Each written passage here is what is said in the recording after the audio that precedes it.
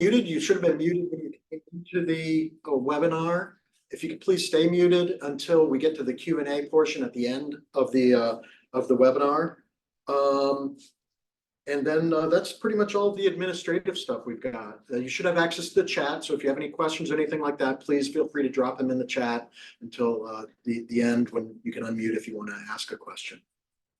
I'm Brian Tetreault. I'm with the Army Corps of Engineers, but permanently assigned to the Committee on the Marine Transportation System. I'm currently the Acting Executive Director of the CMTS.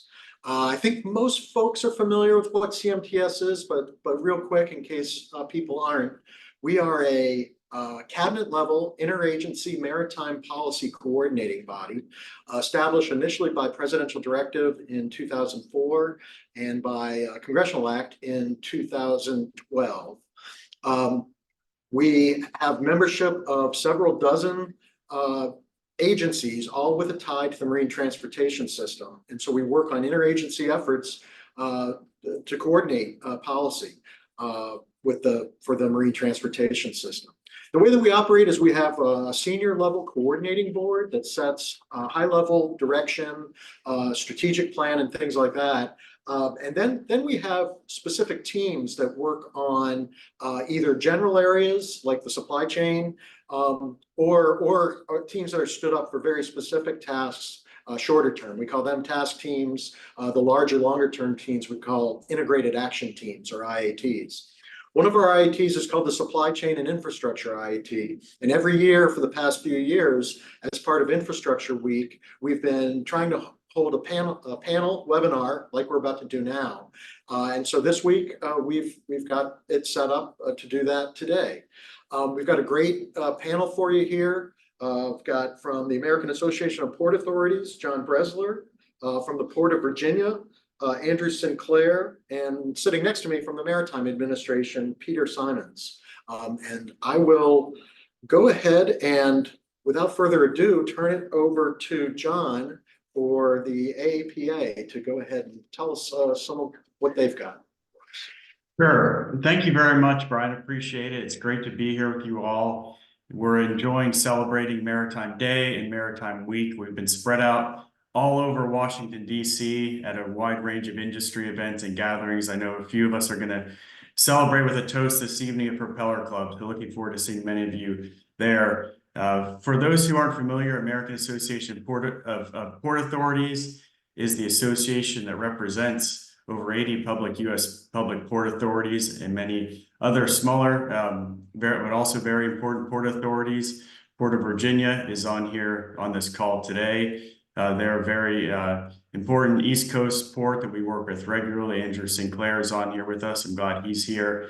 As AAPA works with our ports, we advocate for many priorities of the ports, and one of them that we're going to talk about on this call is port funding. Port funding is critical to our ports. We advocate for this on a daily basis, nearly.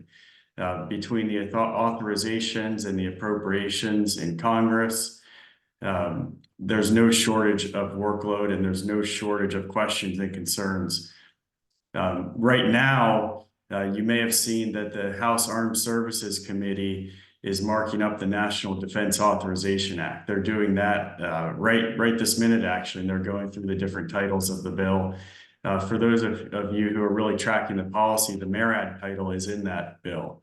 And that does receive, which we're pleased to see there's an authorization of 500 million for PIDP. We preferred 750 million. That's what we've been advocating for, but there were efforts from some to eliminate the program entirely or to cut it down to 250. So 500 million. Later in this call, I'd like to share a bit about the future of port infrastructure funding and some of the obstacles that we see once the infrastructure law money and the Inflation Reduction Act have expired and the money has been spent. With that, thanks again for being here and looking forward to more discussion. Okay, great. Thanks for that, John. Andrew, if you could introduce yourself and say a few words about what's important to you. Thanks, Brian. I'm Andrew Sinclair. I'm the Director of Federal Government Affairs at the Port of Virginia. And honored to be here to celebrate Infrastructure Week. Also want to recognize National Infrastructure Day, or sorry, National Maritime Day, as John did. I know there was an event at USDOT earlier today, and we have an event here in Norfolk this evening, similar to the DC Propeller Club event. But certainly want to acknowledge the incredible contributions of the maritime industry as a whole to our national and economic security, and in particular, recognize the U.S. merchant mariners who served the nation during peace and war, including today on vessels in the Red Sea. The Port of Virginia is a statewide operating port. We're the third largest port on the U.S. East Coast, focused primarily in the container trade. We have 4 deepwater marine terminals in the Hampton Roads region in Southeast Virginia, and 2 inland terminals, the Richmond Marine Terminal on the James River, served by a container on barge service, and the Virginia Inland Port, about an hour west of DC, where I-66 and 81 meet, served by train off of Norfolk Southern's main line. One of our facilities, one of our Hampton Roads facilities, Portsmouth Marine Terminal, is being built out to be an offshore wind hub and is handling components associated with the Coastal Virginia Offshore Wind Project, which is the nation's largest offshore wind development, and is currently under construction. The Port of Virginia has used multiple federal funding programs to help accelerate our projects or further leverage state dollars to better our infrastructure. We have a history with Tiger and Build, which is now RAISE. We've received PIDP awards, 2 ATCMTD awards from FHWA. That program has now been renamed the Advanced Transportation Technologies and Innovative Mobility Development Program. Several marine highway projects from MARAD, port security grants from FEMA, DERA grants from EPA, as well as working with our regional transportation planning organizations for the use of RSTP and CMAQ funding. In particular, with the TPOs, we've been successful in transitioning from project funding to program funding, which allows us to have multi-year certainty for some of our efforts, especially our green operator dray truck replacement program. I'm happy as we go on to answer specific questions about any of those areas, but I did want to highlight 2 things in particular. First, as we're talking about the collaborative nature of funding, talk about our project selection process, and admittedly, we were not always the best at this. There was a time when a grant notice of funding would come out and we would be very reactive. We'd see the notice and we'd say, oh, we need to apply. What's the project?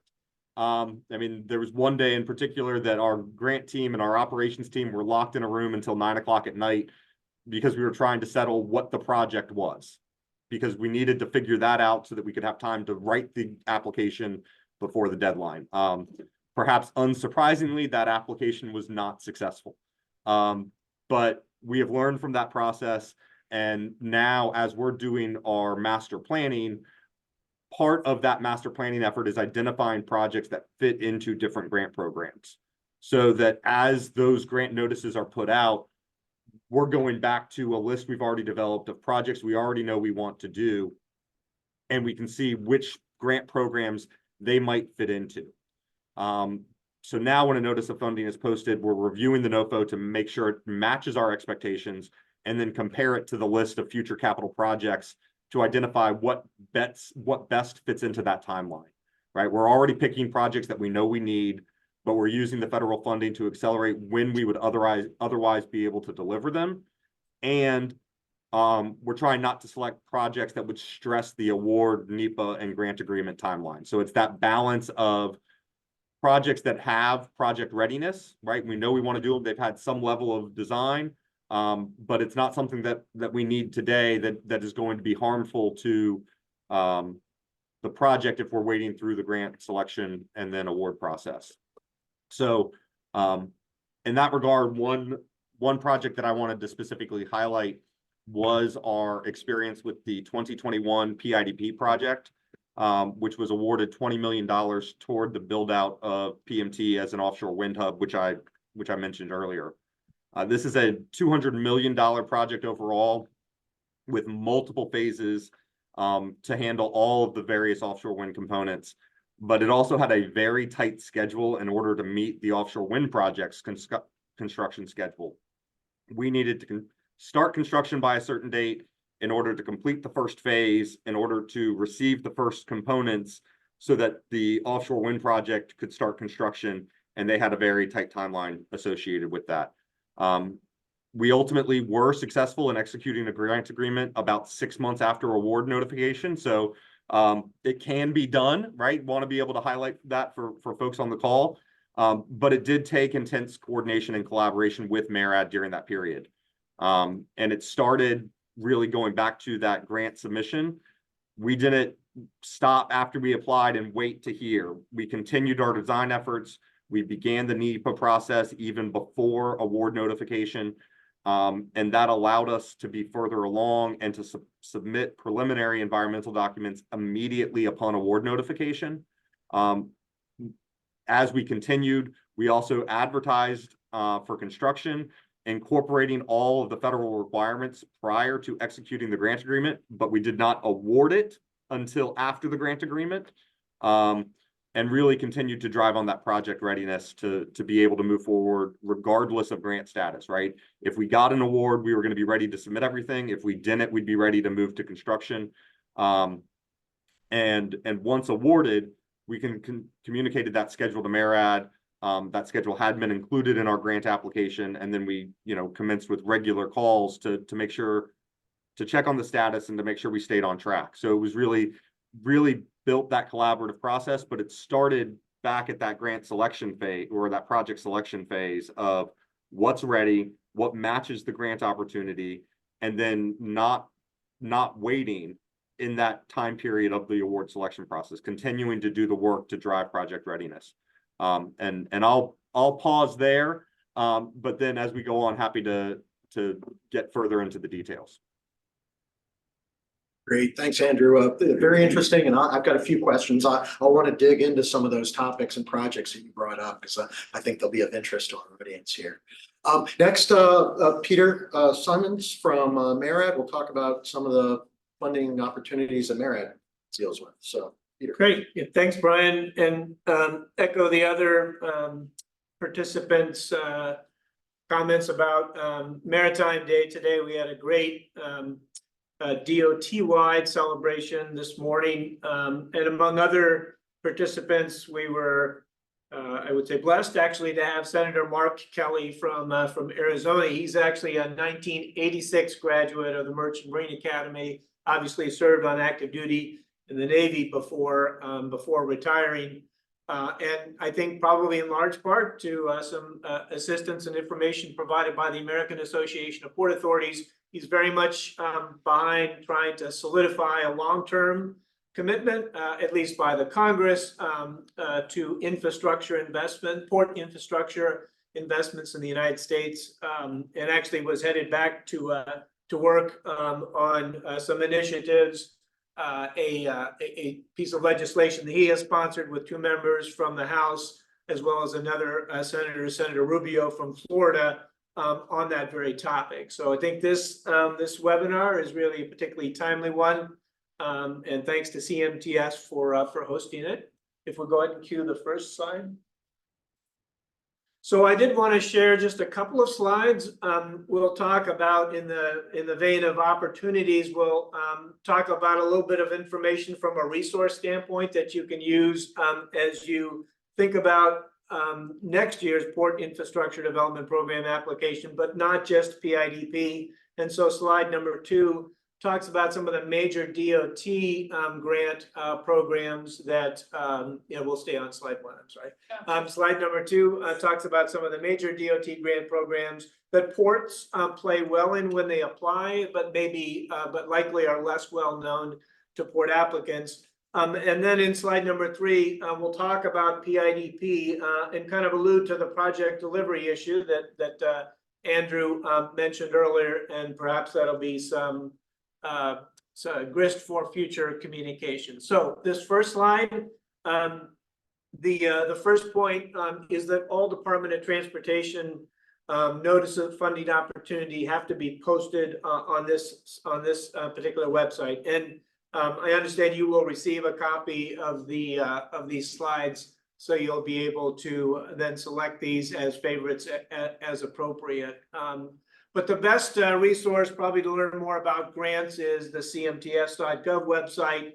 And then the White House has a great resource, although they focus principally, or they focus almost exclusively on IIJA and IRA funded projects. So CMTS is a much broader listing of grant funding opportunities in the maritime environment, and the whitehouse.gov website is very specific to the bipartisan infrastructure law and the Inflation Reduction Act funding opportunities.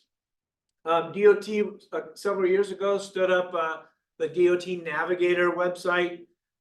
There are lots of links off of that website, but the real value of that is that they have a lot of suggestions about best practices for both grant planning and project delivery. And Andrew already identified a number of those, which again, we'll circle back to in a minute.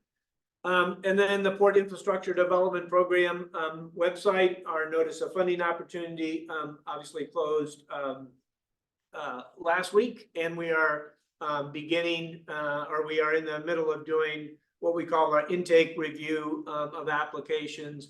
And then we'll move into the application review phase, where we look at the alignment of projects with the statutory merit criteria and the additional considerations that are reflected in the notice of funding opportunity.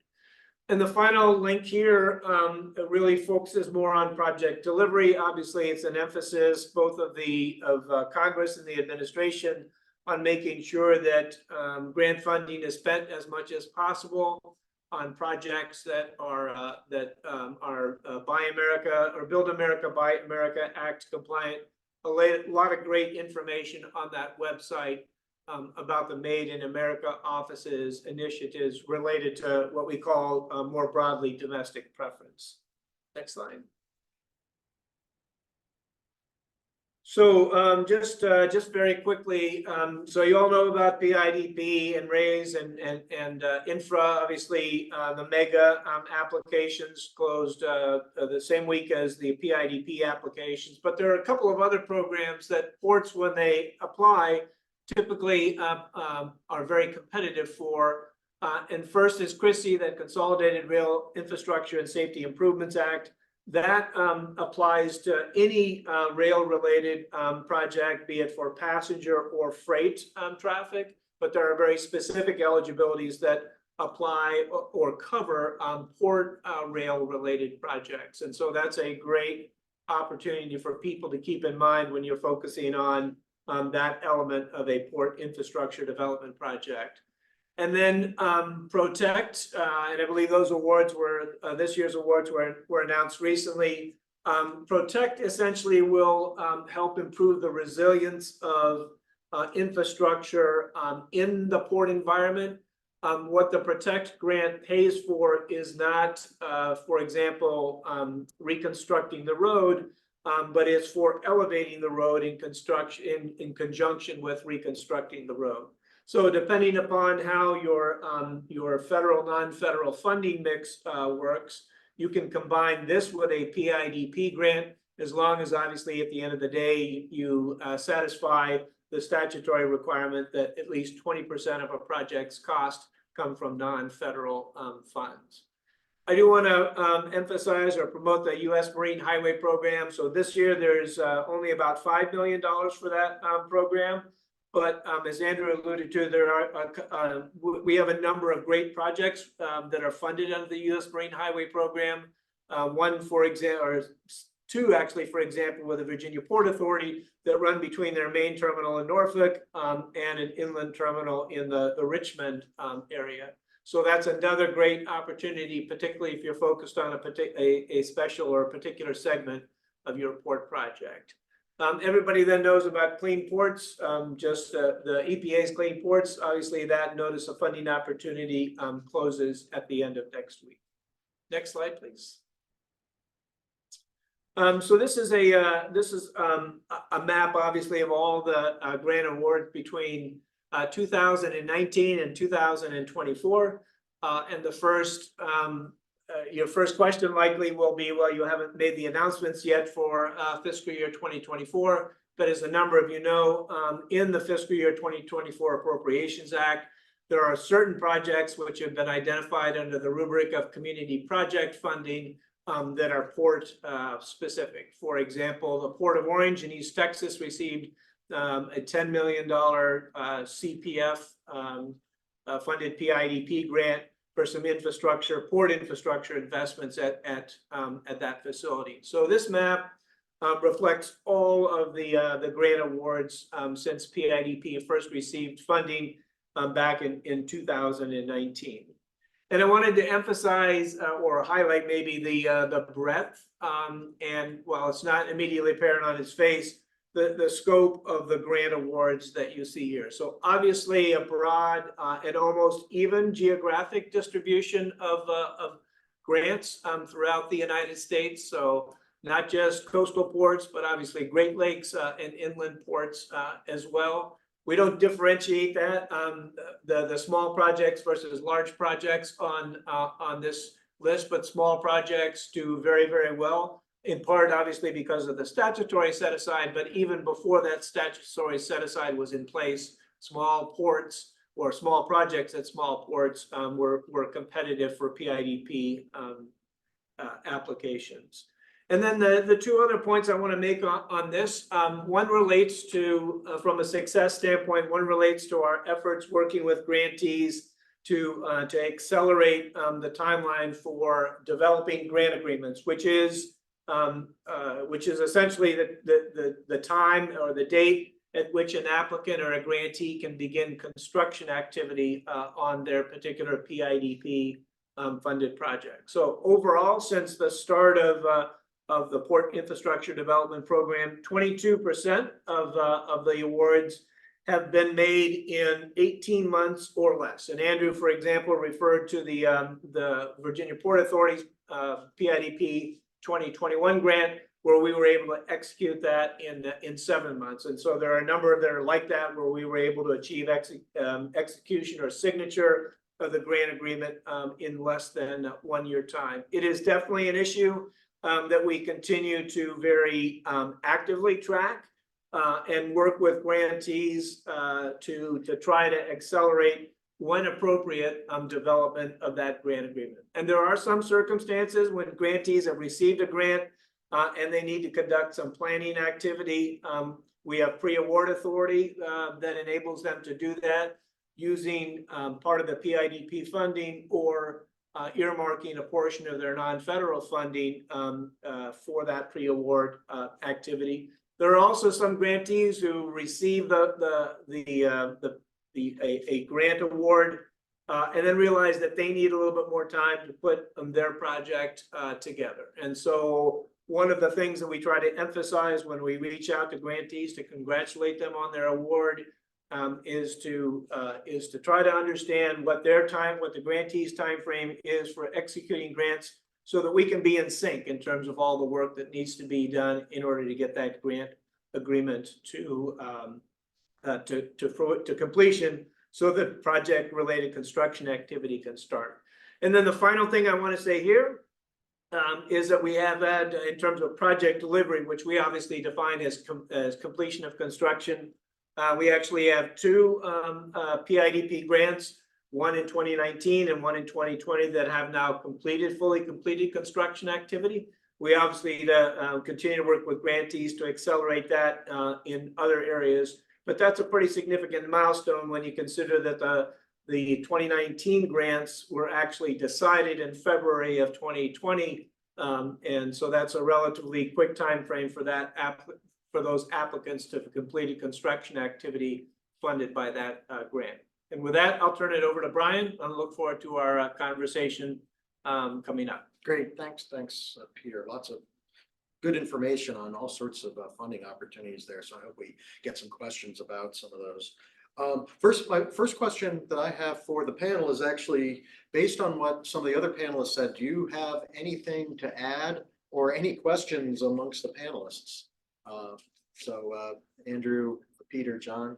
Yeah, I as Peter was talking, I don't know if he's counting our 2020 Central Rail Yard project as one of the 2020 awards that is done. I think it's not. I think it's in the paperwork phases, right? So that's another one to add to being able to close out close out the award. So just reemphasizing that point of, you know, we are seeing these projects come to fruition. And when you're talking, you know, infrastructure projects in the tens of millions of dollars, having them, you know, completed in a construction completed in a 3-year timeframe is meaningful. We are seeing these projects, you know, the money go into these projects and deliver.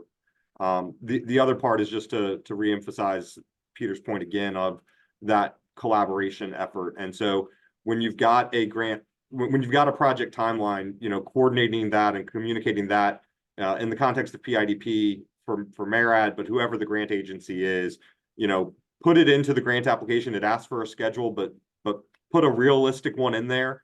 And then if it changes, communicate that, right? You know, left or right, communicate that so that everybody has the same expectations. And then, you know, if you're fortunate enough to get an award, don't just sit back and wait. You know, be an active participant in that. And that's partly communicating the schedule, but it's also trying to understand, you know, what the awarding agency needs to make sure that they're not waiting on you, right? Just as you're waiting on them. I think a lot of the delays happen when one party is waiting on the other, rather than that maintaining that communication. Okay, here's what we have. What do you need next? And if there is a schedule demand on that, communicating that. I mean, as Peter said, some projects you can sit back and wait on. But if the grant officer knows, hey, this one's a priority, then it can stay at the top of the list. And keep moving forward. So just wanted to reemphasize some of those points that Peter made. Great. Thanks for that, Andrew. John, you have anything more to add or any questions for either Andrew or Peter? I thought Peter did a really nice job summarizing all of the great funding opportunities that are available. AAPA also tries to capture those and share those with our members regularly and consistently. And I think Andrew also highlighting some of the successes is important. I've been with AAPA for 7 months now, and we have heard some concerns about the time frames, but we also have heard a lot about the successes, and that's all very encouraging. It seems as if the key stakeholders are all engaged and at the table, and there's a continued push to make sure that these important federal funding opportunities are known and the dollars are pushed out the door quickly. I think also just at a higher level, it's important that it goes back to the overall purpose of this week and this day, to make sure that we're fighting for maritime. We're fighting for maritime dollars. We're raising awareness of the importance of maritime, because we know that all these other modes are out there doing the same thing on Capitol Hill and with their federal agencies, and they have a lot of ammo as well. So I'm glad that we're all here talking, and look forward to more questions and discussion. Great, thanks. Yeah, maybe just one point to add. It was Andrew mentioned, you know, that early on they focused in terms of their grant applications on kind of a project by project basis, and really now it's evolved into, well, what's on my capital infrastructure excuse me, development plan.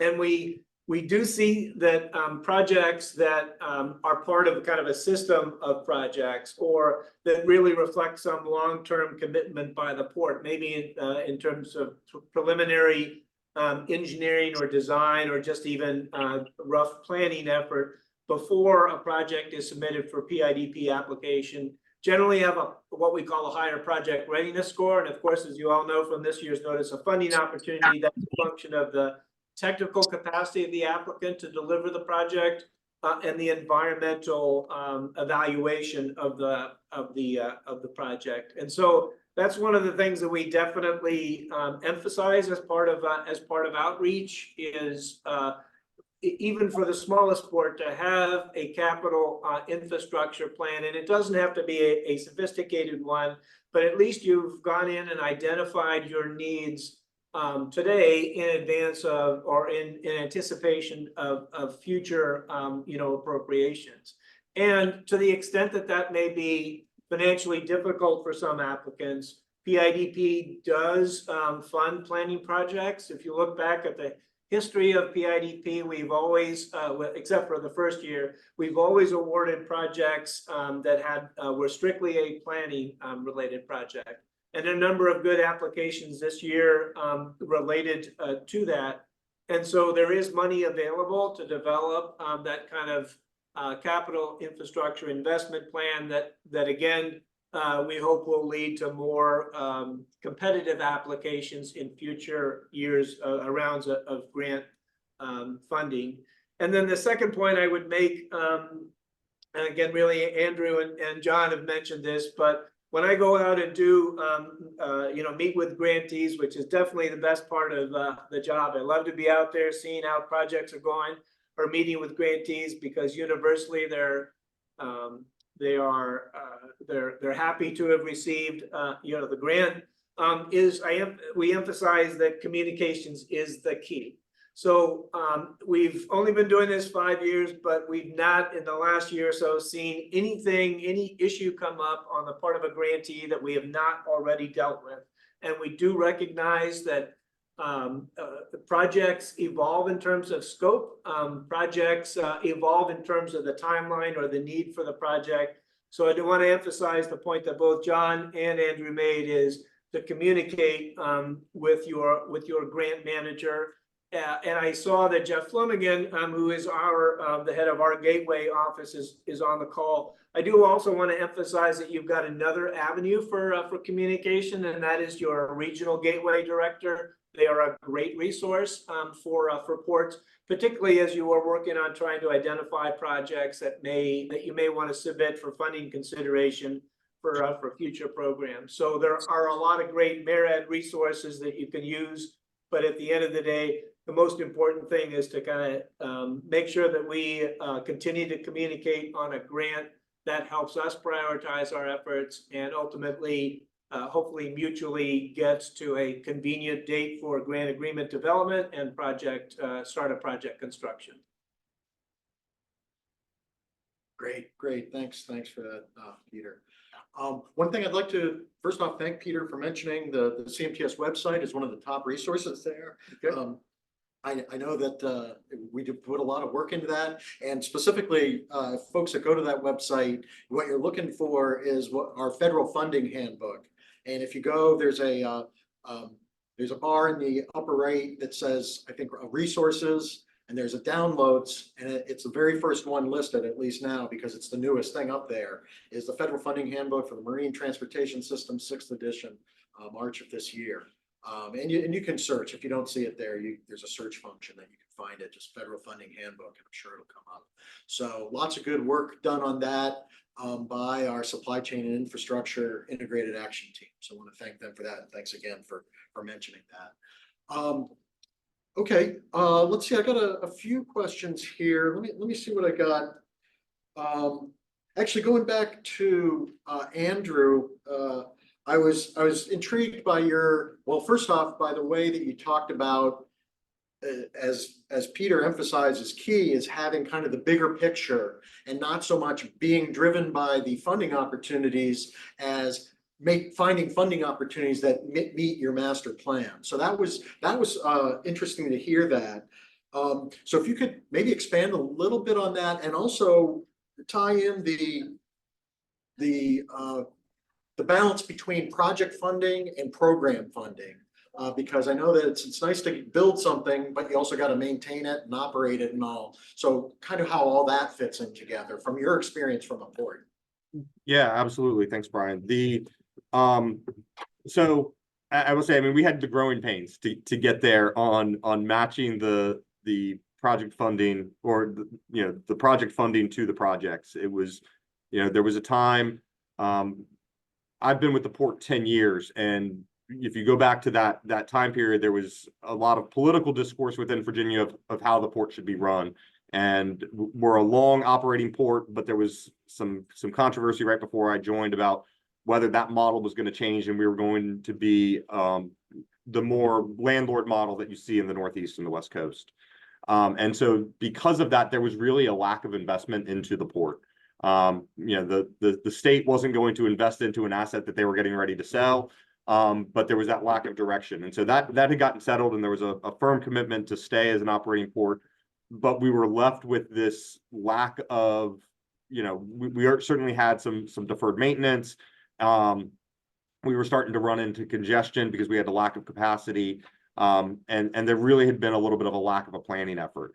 And so part of it was just a nature of where we were, that we didn't have that great planning resources to do, but there was a huge need. I mean, it was just an absolutely tremendous need that was in place. And so, after some fits and starts, we realized that if we're going to be successful at this, we really have to have a better approach. And so, we certainly have our scars from learning it, but the result is those planning, I mean, Peter talked about the planning dollars. That's not something that we use, but they're a great resource out there for ports. But it's really, the port has to figure out what it wants and what it needs, and then use the federal dollars to leverage that and allow you to do a little bit more, or allow you to do it a little bit sooner, or perhaps even do it a little bit cheaper because you're using some federal funding, federal financing. But it's, the federal funds are not there to build something you were going to build anyway. Right? They're there to do something better or bigger or faster, right? That's what the grant agencies are looking for their investment. And so that's really where that is. So as we do our planning, and it was a very deliberative process, is what is out there on our master plan for our projects. And if it's something that we're planning on doing next year, that means that we've already done we already have the capital in place to do it. So that's not what we're going after for grants, because that would then be a stress on the grant agreement timeline too, right? While there are, and we've got one of the success stories to get these grant agreements turned around in less than a year, our baseline is expect 6 months from time of application to time of notice of award, and expect 1 year from time of award to grant agreement, right? So as we're doing our project planning, it's what is something that is 18 months to 2 months out in our timeline, 18 months to 2 years, right? That's the timeline that we're looking at for what we want to build. So what's on our master plan, what's in our capital improvement plan that is in that at least 2 and maybe 3 to 5 year window, that if we get that grant agreement, if we get that grant award, we can move it forward, and then we'll get the benefits of it sooner. That's how we've approached it, and we've had a lot of success. And now, frankly, we're at a point where Peter mentioned PIDP. We didn't submit a PIDP award this year, and it's because where we are in our build out, there wasn't something that met that timeline. And so we're not just going to go chase the money. We've got 2 PIDP awards that are under construction, one of which I mentioned earlier. Our Central Area project is really in the final closeout phase on the paperwork side. The Portsmouth Marine Terminal project that I mentioned for the offshore wind, that's scheduled to be completed at the end of this year. And so we really wanted to focus on that project delivery process rather than just chasing money for another project. We may have a project next year, but it's really using that federal funding as a tool to do more, not just to chase funds. Those funds have a cost, right? I mean, there are additional requirements that go with the agreement, and so we want to really be strategic in how we use them, and would encourage other ports to do the same. Okay, great. Thanks. The second part of your question was on the project versus programmatic, and this is really on some of those formula funding opportunities. So, we've tried to look, yes, what are the discretionary grant opportunities, but particularly with IIJA, there was much more expansive formula funding being pushed down to the states and to the then to the regional transportation planning organization or metropolitan planning organizations, as they may be called. And ports are eligible for those fundings, right? Those are eligible for freight projects. Those are eligible for intermodal projects. And ports, by their definition, are intermodal facilities that facilitate that intermodal transfer of cargo. And so that was the opportunity we saw, is how do we engage with our TPOs to leverage that formula funding at the regional level? Those are federal funds that flow down. And Richmond Marine Terminal in particular, we've used that for berth repair. We've used it for paving projects. We're using it right now for a new gate complex. So those are all project funding. But I mentioned our Green Operator Program. That's where we partner with local dray truck operators to replace the engines, buy a new truck or replace the engines on their truck. And it started out as cleaner diesel engines, and it's now progressed to where we have some zero emission opportunities. But that was one where we were going to the TPO on a yearly basis to compete for funds. And so we never knew what we would have for the next year in order to help with those dray truck operators when we were always operating on a wait list. And now we've been able to go to that programmatic opportunity where there's some certainty. And if we can't fully fund the wait list this year, we know that the money is there next year, and we can more efficiently move through that process. We've done some similar things, not necessarily with federal funding, well, with CMAQ funding, which is also federal funds that flow down on our barge operations. So Marine Highway is a great program, but it funds infrastructure and equipment. And CMAQ is a way that we've been able to help work on the barge operation costs as well. And that's congestion mitigation, air quality. So we're taking trucks off the road. It's much more efficient to move those by barge. We're reducing the highway maintenance costs by removing those trucks from the road. So there's some huge public benefits there. But using the programmatic funding, again, provides some certainty to that service.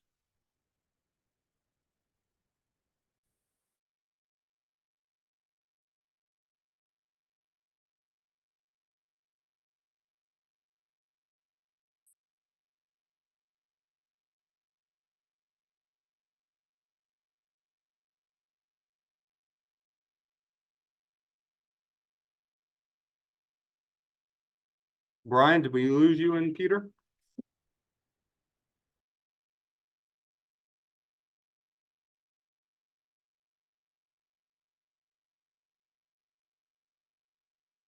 Are our participants still able to hear us? I don't see Brian or Peter's either, Andrew. Can you hear us, Brian?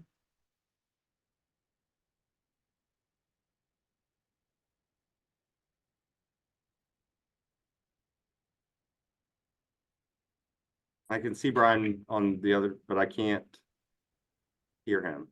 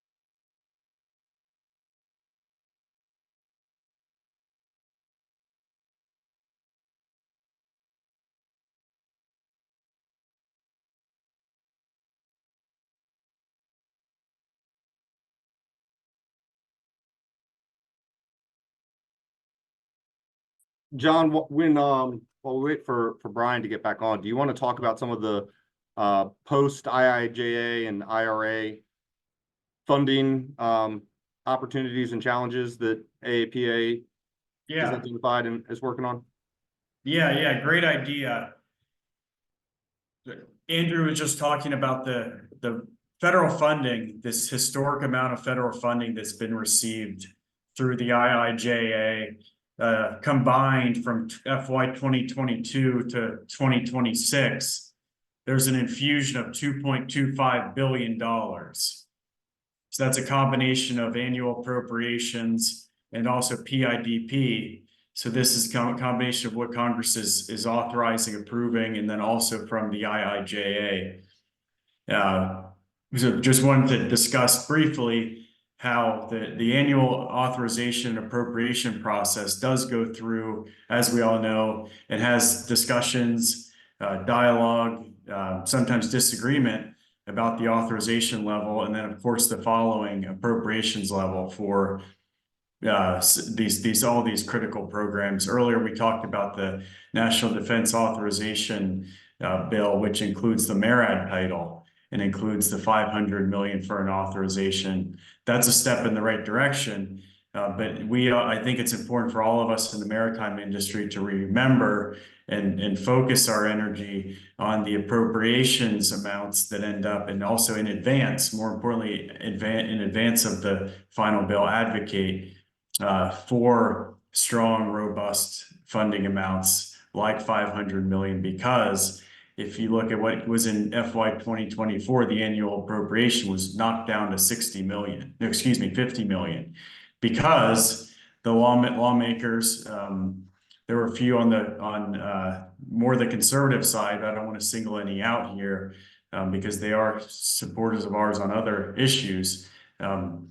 But it's important that we raise the awareness that 50 million isn't going to come close to cutting it whenever the infrastructure money runs out at the FY 2026. So we need to set that tone and that precedent, because we know that once that money is gone, it's very hard to get back. So laying the groundwork over the coming years between now and in 2026 is going to be absolutely critical. Happy to take any questions about that, or what else we're going to be doing specifically between now and that FY 26. I mean, notably what You should. sorry, I've got to go. Oh, okay. Oh, okay. Is that echoing, Andrew, on your screen? I think we're better now. Oh, better now. Okay. But whenever we're talking to the key congressional staffers on transportation, on appropriations, on ways and means, we're making sure to raise the volume of that critical funding forecasts for the future. I could turn it back to you, Brian, for additional questions. We were filling in while you and Peter had stepped away for tech issues for a moment. Yeah, John, appreciate it. You can hear me okay now? Yes, loud and clear. Thank you. Great. Yeah, just a little technical glitch here. Thanks for filling in. I didn't catch all of what you were saying as we were trying to straighten things out here. But I'm sure it was eloquent and added much to the conversation. So great. But Peter was going to add some stuff, so I'll let him go. Yeah, I do think, John, that's an important point. It's really, this is now the right time to be thinking about funding for infrastructure programs in general, and port infrastructure programs in particular in out years, meaning after the funding from the bipartisan infrastructure law goes away. And I want to return to the comment about Senator Kelly's remarks this morning. He's clearly heard the message from AAPA about the importance of being committed to ports, and perhaps there's a little irony in a senator from Arizona being so involved in helping continue to press on that funding stream. But anyway, that message is clearly resonating, at least with certain members of Congress. And then we always, we receive a lot of inquiries from members of Congress about specific ways that we implement the Port Infrastructure Development Program. Not all those inquiries are complimentary, but at least one part of that message is we're able to communicate to them what the delta is between the competitive funding requests that we receive and the actual amount of money that we have to award. And so I think that is definitely an issue that ports want to consider as they structure future plans to apply for Port Infrastructure Development Program funding, as well as, again, taking advantage of these other programs that are out there, that ports are, if not at least eligible, and many times are very competitive. The port projects, that is, very competitive for those funding opportunities. If I could jump in there, Brian, I'd like to jump in and highlight a little bit of strong advocacy from our ports on PIDP and for a $750 million appropriation. Just 2 weeks ago, our ports worked with the chairman of the Ports Caucus, Congressman Garcia, who's a Democrat from California, and Congressman Weber from Texas, Republican from Texas. They sent a letter, and it generated 80 bipartisan members of Congress support on that letter, advocating for $750 million. We were really proud of this. Our ports all weighed in with their members of Congress to fight for that critical funding pot. So just wanted to elevate that, and also, thank our ports for their great work, and notably highlight the really good work of the chairs of our Ports Caucus, who are, we talk to them about every week. And if you haven't had a chance to meet Congressman Garcia and Weber, they really come together and look for bipartisan solutions for what's best for the port and the maritime industry. And I know they've worked really well with MARAD, and appreciate the great work of MARAD and DOT as well. So just wanted to highlight that quickly there, Brian. Thank you for the time. Great. No, thanks for that, John, and Peter for adding in there. One thing, the part of the title of this webinar is opportunities and successes in collaborative port funding. I'm going to ask each of you to kind of talk a little bit more, expand upon what we mean by collaborative, and maybe even some examples of successes in collaborative port funding. So why don't I go ahead and start with Andrew? Yeah, so I mean, I think it starts with a lot of what I'm talking about, right? It's the idea here is not to use the federal funding to do something that is already fully funded. It's not something that you're already going to do anyway, or at least on that timeline. It's answering that question is, how can you use federal funding to leverage state funding to do it more, to do it better, to do it faster? And so that, to me, that's what makes it collaborative at the outset. And then for it to be successful, right, which is part of the title that you highlighted, is once awarded, that has to be collaborative, right? And so that goes back again to the communication aspect of, and two-way communication, right? Communication from us to MARAD or whoever the granting agency is, and communication from MARAD to us, so that we can work together, identify, if there are challenges, where they are and how they can be resolved. But how, that collaboration happens 2 ways. And so that's the other aspect is, for those projects, even after award, to be successful, you have to stay in communication. You have to continue working together. The final piece of that I would say that is collaborative is it requires thinking about projects differently than we might otherwise if we were just looking at a port, right? If I'm doing a project just on my, and we've had this where we've awarded a grant project, and internally the way we define the project is bigger than the way the grant project is defined. And so internally we have to be clear about what is the project that we're talking about, right? Because oftentimes what we'll do is we'll have one large project that we are interested in moving forward as a port, but we'll carve out one piece of that to be the grant project. And that allows, there's a lot of reasons that we do that. There are some of it relates to grant eligibility and what fits into the grant and what doesn't. Some of it may revolve around grant timelines and things that have to move forward in different order. There are a number of reasons that we might do it, but it allows us but that's part of that collaborative piece too, is breaking stuff into chunks that fit appropriately into a grant, don't overburden the grant program, and allow us to remain efficient in our overall project delivery. And so I think that's, we talk about that for the grant project itself, but I think that collaborative idea and that how to leverage the federal funds needs to be it's got to have independent utility. That's one of the grant standards. It's got to have, a benefit on its own, but look at ways to break what you might otherwise see as one project into pieces, and then see if those pieces fit into the grant. That's, it's a little bit different than ports may traditionally approach a project, but it really leans into that collaborative space. Yeah, oh, that's great. That's a great perspective that I hadn't thought of, where you kind of, I think of collaboration as between entities, but this is like collaboration between projects, that the projects work together and fit together to achieve a bigger goal, but also meet the goals of, in this case, the funding opportunity. So that's great. Peter, can you give your perspective on that, building on what Andrew said? Yeah, so definitely first kind of emphasize all those points in one or two cases here. I may kind of repeat the message, but first, almost from the beginning, the concept of collaborative is built into our notice of funding opportunity. It's actually built into the statute, not anything that we created. So obviously it's this concept of leverage. So how much not federal funding are you asking for the project?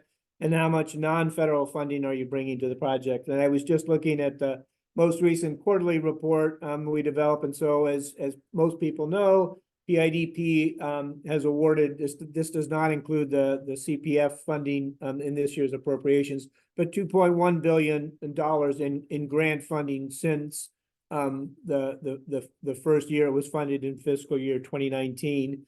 But the total project cost associated with that 2.1 billion is 5.5 billion. So obviously there's this a collaborative element in terms of just the raw funding of a port infrastructure development project. And clearly, as we've articulated in the notice of funding opportunity, leverage, that is how much non-federal funding an applicant brings to a project or to the proposed grant project, is one of the evaluation criteria. I think the other thing from an application standpoint to think about is, while for most of the programs that we talked about earlier, eligible applicants are governmental entities. Obviously, in PIDP and some other programs, you take the same approach. A governmental entity like Virginia Port Authority or another public port authority can work with a non-governmental entity to bring some or all of the non-federal funding, to the project itself. And then, as Andrew mentioned, there are a lot of great state opportunities out there as well. And we've seen that increasingly, particularly in the applications that came in for fiscal year 22 and fiscal year 23. A lot of grantees committing a portion of that non-federal funding from their own capital investment budget, but also committing funding from a grant application that they either had already received approval from their state DOT. Or that they had submitted to their state DOT, for funding. And in that regard, we obviously work with grantees in terms of that funding commitment. So at the end of the day, the key is to have all of those funding pieces in place by the time we get to grant agreement development. So there is this opportunity for an applicant to be able to continue to seek other funding in order to meet the statutory match or its commitment in the project application itself. And then I think, and Andrew may have emphasized this earlier, but really this concept of just because we've gotten the grant agreement, obviously from a project execution standpoint in terms of project delivery or construction activity, we continue to work with the applicant on that delivery piece. First, from almost a transactional standpoint, is that grantees will submit every quarter a report which kind of tracks the progress on the project. But we also try to meet with the grantee on a monthly basis. Sometimes it's less frequent, depending upon how well the project is going, just to see how the project is developing. And we have had many circumstances in which post-grant agreement development, the project scope needs to, I would call it, evolve rather than, change significantly. maybe mooring dolphins need to drop out, and there's obviously kind of an environmental component associated with that. So we obviously work with the grantee to make modifications if that's necessary to the grant agreement development. We've had a couple of cases where grantees' budgets were robust for a particular project, and they came to the end of the project, and there was still some funding left over. This is easier for us to do in the port infrastructure development standpoint, but we were able to collaboratively identify work already covered under the scope of the grant agreement that the applicant could or that the grantee rather could continue to do related to that project in order to be able to take advantage of the full federal commitment in that PIDP award. So it's really a process of continuing to work with the with the grantee even after the grant agreement is in place to help them get ultimately to project delivery. Okay, great. Thanks for that. And John, do you have any perspectives on collaboration from your perspective with AAPA? Yeah, I think Andrew and Peter did a really good, thorough job of covering most of the aspects. I think the only thing I would add is I've heard from ports, and I think this was touched upon, but the importance of getting in early, staying in often, as in with the shareholders, but also specifically MARAD, making sure there's a relationship with the government officials, with MARAD, with DOT, making sure that the I's are dotted, the T's are crossed, stay in touch, make sure there's opportunities to stay in touch, continue like Andrew's talking about the collaboration. And I've also heard recently about as we're talking about clean ports and we're talking about waivers and these types of things, answering questions in advance and making it easy for the government agency to understand what is or isn't out there. So like when we're talking about, this is more like port equipment specific, but making it easy for and being a partner to the government rather than just someone who's applying for the grant, providing them some of the information from the field. But that's pretty much sums it up. I thought that was very, very helpful insight from Peter and Andrew. Okay, great. Thanks. We've got about half an hour, 25 minutes left on our time here. I'd like to ask folks in the audience, if you have any questions, you can feel free to unmute and ask them, or go ahead and type them in the chat and we'll read them out here.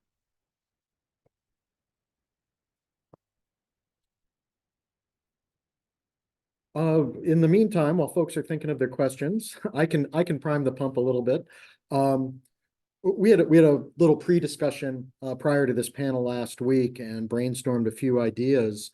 And one that came up that I haven't heard spoken about yet is funding opportunities or ways to approach cybersecurity. There's been a lot of movement with the presidential directives, notice of proposed rulemaking from the Coast Guard, and I know there's other efforts happening in the realm of cybersecurity, particularly as it relates to port equipment and things like that.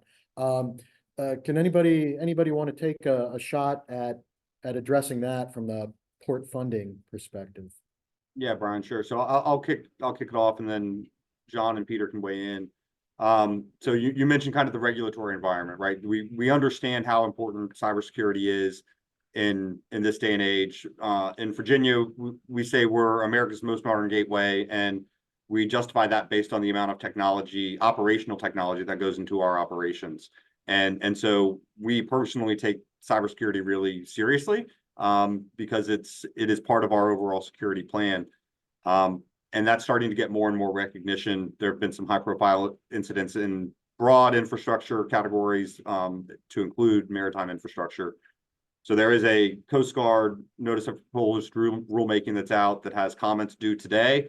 If anybody wants to jump in and weigh in.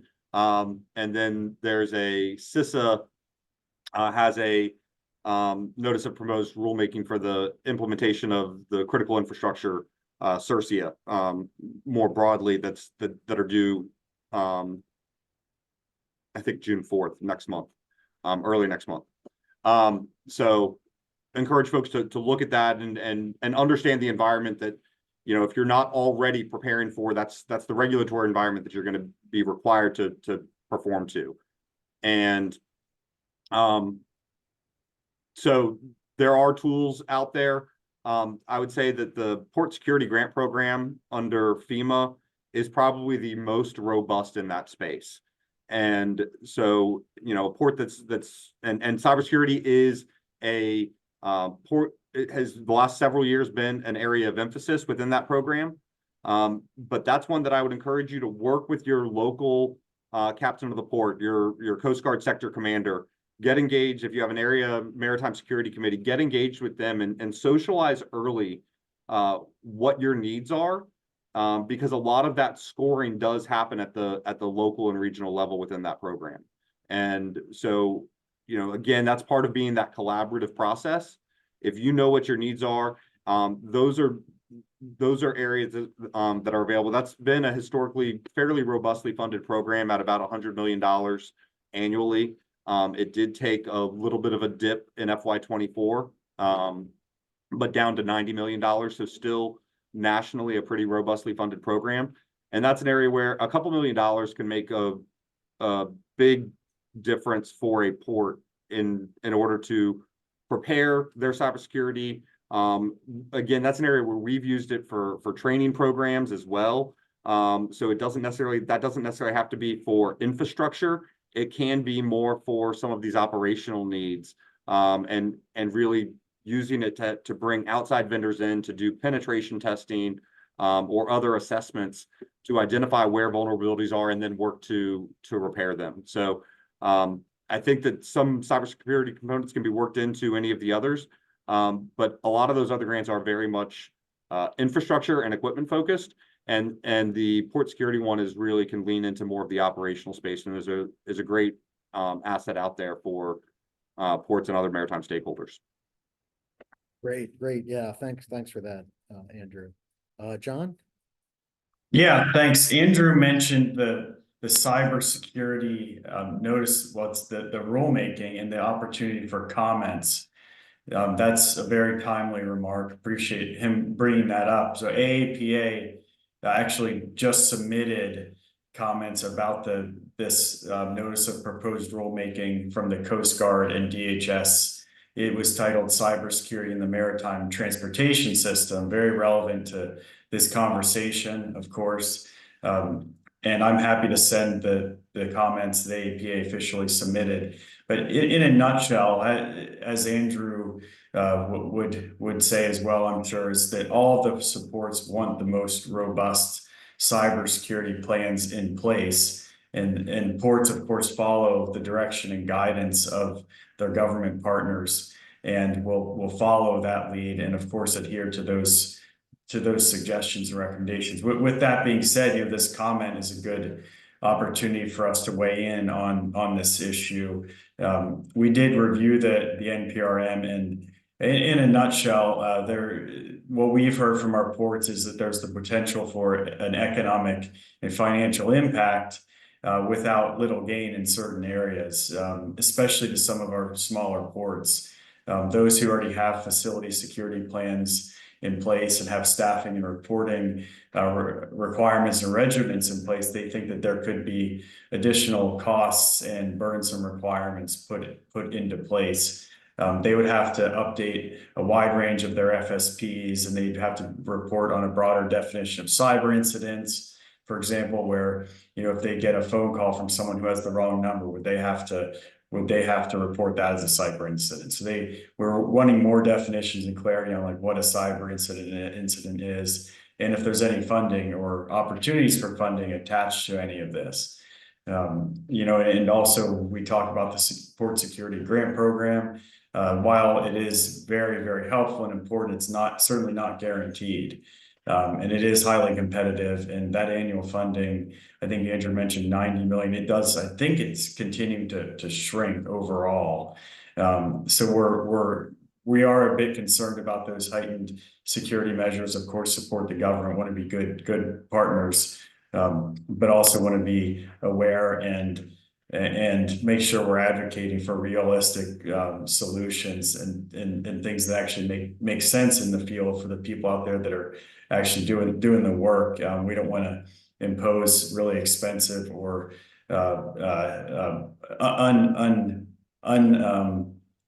unavailable technological solutions. So I think that's all I have to say on that. But thank you. Great topic for discussion, Brian. Appreciate it. Great, Peter. Yeah, I think within the Maritime Administration, as you probably know, but the viewers don't, that the concept of cybersecurity is handled by a separate office. But PIDP 2 years ago did include as a statutory criteria the concept of resilience. And we tried to define that relatively broadly, so it just doesn't focus on climate change. It also focused on human caused. At the time, we were thinking really more terrorist type incidents. Since then, we've gotten additional guidance within the department, and so we've expanded it to include, among other vulnerabilities, cybersecurity related vulnerabilities. Although, to be fair, we look at really the project's impact on that, but that's not a primary purpose of a project that ultimately gets selected for funding. Nevertheless, we do consider the impact of a project on resilience, and in this year's NOFO specifically call out cyber incidents rather as one element of resilience that a project can boost. So a good example is we'll have an applicant will mesh a terminal operating system concept with a hard infrastructure investment, let's say paving of additional uplands or replacement of warehouses or replacement of gate infrastructure. And so they address that cyber security related vulnerability as part of that larger physical infrastructure investment that PIDP was intended to fund. And then kind of the other piece of this is we, of course, on the negative side, we have from Congress Section 825 of last year's National Defense Authorization Act specifically required us this year to ask an applicant if they used Logink or Logink as a logistics management system. We see that potentially expanding next year, but that's really it's a disqualifier essentially at the end of the day. So while it may address some element of the cybersecurity environment, it's not perhaps as proactive as, like, for example, the port security grant program could be. And then the final thing I would add, and this is clear in Section F of the Notice of Funding Opportunity, is that all of the projects that are awarded funding are sent to an office within the department, actually, and they do a cyber security risk assessment of that project. And we to the extent then there's a flag that comes out of that review, we then work with a grantee to identify a way to address the concerns that have been expressed about the cyber vulnerabilities or potential cyber vulnerabilities of the project. Again, not really kind of directly proactive from a cyber standpoint, but there is still kind of a role to play with port infrastructure development program funds in terms of improving or reducing, I should say, the cyber vulnerability of ports. Okay, great. Yeah, that's interesting to hear that from the different perspective. And I had heard about the port security grant program, and that was probably a good one. Yeah, and it sounds like it's fairly robust. Yeah. So good to hear about that. And I'm curious. I'm wondering if, because of this emphasis on cyber recently, if there might be some more developments in funding opportunities, either new funding opportunities specifically targeted at that, or like you say, PIDP got kind of massaged to address that in some ways, and maybe other programs will. I don't know if anybody's heard of anything like that could add to it, either from our panel. I have heard. I mean, I think, port security is authorized, I think, at 450 million. It's historic high funding, really post 9/11 funding at that level. Hasn't been at that level for a long time, but as I think it was John who spoke to kind of the oversubscription of the program, the demand is certainly there for that level of funding, and do think that the highlight in the public discourse about cybersecurity and critical infrastructure and ports specifically, optimistic that maybe that number will start to creep back up again. So from our perspective, obviously MERA not having a regulatory role, what we are seeing is the possibility that perhaps there will be changes to some of the funding programs that wouldn't apply just to PIDP, but that might focus on. So today we have this software, this logistics software prohibition. It might be drawn broader. It might talk about prohibition against certain types of equipment or equipment from certain from certain areas. I think the regulatory initiative that Andrew and John commented on is really where, from a proactive standpoint, at least the executive branch of the administration can go. So I don't see more funding like under port security. The port infrastructure development program for these kinds of initiatives. I see it more on kind of the prohibition side, and it's almost like it adds an additional administrative step that when we are working with grantee selectees in terms of getting again to that grant agreement development, we've got an additional step that we both have to work through in order to satisfy the funding requirements that come either from Congress or from the administration. Yeah, that's a very good point. And I would just add on, generally, I think it's good for USTR, for government agencies, government officials also to keep in mind whether it's a tariff or for grant regulations or guidance. I'm thinking of clean ports, Section 301 tariffs, etc. Who that will truly have an impact on, and what the other options are out there in the marketplace, because a lot of the time there aren't other options that are realistic. Whether I'm talking, of course, about port equipment. AAPA strongly supports the reshoring of American manufacturing, but we think it should be strategic and targeted.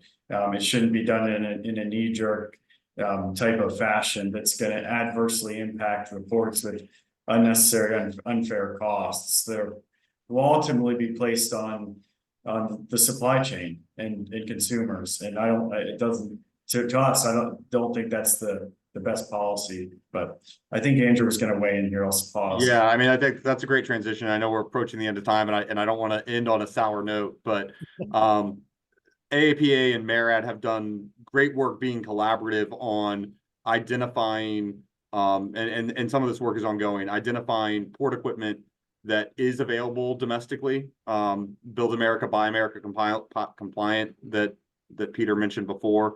And there is increasingly options there, particularly in some of the smaller container handling equipment, reach stackers, some forklifts, empty container handlers, those kinds of components. And that's great to see, because historically finding domestic made port equipment has been very difficult. And that still remains the case for some of the larger pieces of equipment, including especially ship-to-shore cranes, but other yard cranes as well. And so, as we're operating in that environment, right, we've got to make choices on what equipment is available, and what equipment allows us to continue those operations. And the ship-to-shore crane piece is critical right now. John mentioned USTR Section 301 tariffs. There was an announcement last week, Federal Register notice this week, 25% tariff on ship-to-shore cranes coming from China, effective August 1. And realistically, there's not an alternative. And so there's one major Chinese-owned state company that has 80% market share, but even the other manufacturers in the market, the European manufacturers in the market, are constructing, manufacturing their ship-to-shore cranes primarily in China. So, so it's not just the 80% market share from the one company, it's well into the 90% market share, global market share, that are being sourced from China. And these pieces of equipment take 2 years to build. So orders are already in place for equipment that won't be delivered until 2026. And now a tariff is being put in place that adds 25% of the cost. That cost comes at the expense of other infrastructure, right? So we're talking about how can we be collaborative and do more, better, faster. We're talking about a potential funding cliff post IIJA and IRA, and now we're adding costs that's going to prevent us from investing fully into infrastructure because there is no alternative.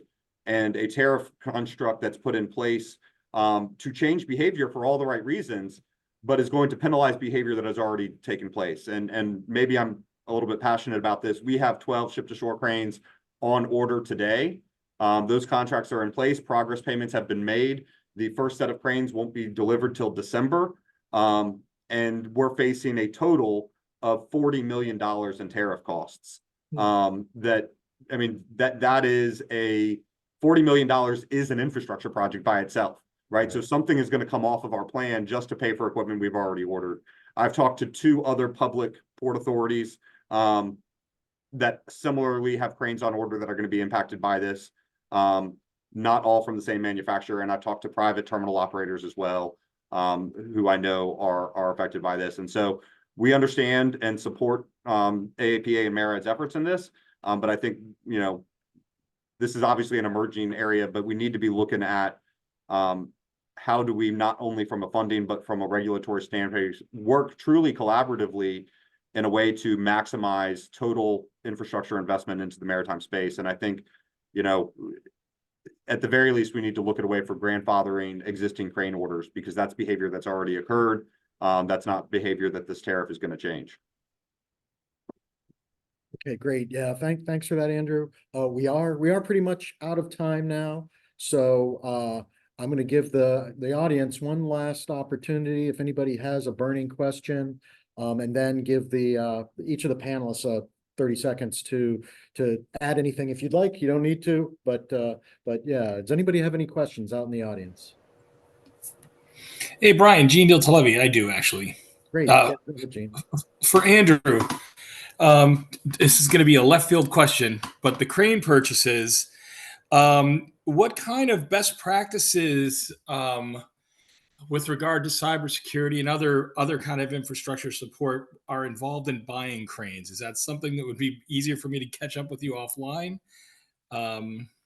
Yes, it would be much easier for you to catch up with me offline. And I'm happy to do that. I will say from a regulatory perspective, the Coast Guard put out a maritime security directive that is not for public disclosure, but if you have an interest in the space, you can get a copy of it, that put certain requirements into place for cranes of Chinese origin to just to ensure that cybersecurity.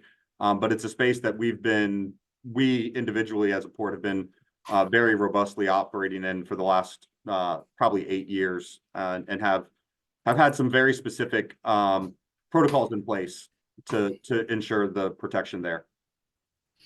All right. Thank you very much. I'll get a hold of you offline. I'm with the Coast Guard, but I'm detailed over to the DHS Supply Center, Resilience Center. So thank you for your time. Yeah, look forward to it. Great. Thanks, Gene. And with that, I think we'll go ahead and wrap up. Peter unfortunately had to leave. He had another meeting, but he sends his regards to everyone and appreciated being able to participate. We really enjoyed having him. I learned a lot more about the world of their funding just from sitting next to him here. But we'll go on ahead. Andrew and John, if you have any final words. I think we've said, really these federal funding opportunities, they work best when you approach them from a collaborative standpoint. Do your work on the front end, do your work in the middle, and use MARAD and the other funding partners as a partner. Also remember that most federal grants are reimbursable. So part of that collaborative is plan for that cash flow as well, because it can take time to work through those processes. but I go back, I said it before, what can you do bigger, better, and faster, and use that as the mindset when you go after these opportunities. Great. And Thank just you. appreciate you know, Brian, your coordinated, and Peter and John's participation on this panel, and everybody else who joined us. Great. Well, thanks for that, Andrew. And John, final words. Well, thanks for the opportunity to be here. And Andrew, appreciate you being here. Thank you very much. And to the Port of Virginia. I know Peter's not on here, but a special shout out to the good work of MARAD, and a special shout out to CMTS as well, and to everyone who's listened in today, and hope we can all continue to partner together and enjoy the rest of Maritime Week. Great. Yep. Well, on that, happy Maritime Day to everybody. I'd like to give a shout out to Michelle for her efforts to pull this together again, and her leadership as the staff lead for the Supply Chain and Infrastructure Integrated Action Team. And thanks to all the Integrated Action Team members and the participation we get. So with that, have a great rest of the week, and we'll hope to see everybody again soon. So long. Thank you. Thank you, Michelle. Appreciate it. Thank you. Good job.